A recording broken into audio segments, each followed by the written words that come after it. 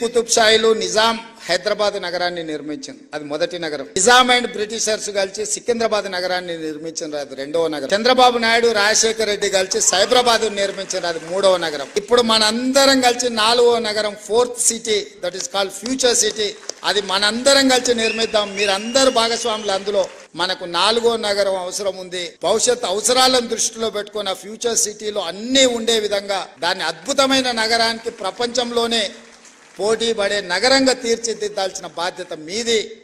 మనం అందరం అనుకుంటే ఫోర్త్ సిటీని, ఫ్యూచర్ సిటీని నిర్మించుకోవడం పెద్ద విషయం కాదు. 100% దాన్ని అద్భుతమైన నగరంగా నిర్మించుకుందాం. ఆ అద్భుతమైన నగరంలో మనం అందరం భాగస్వాములం అవుదాం.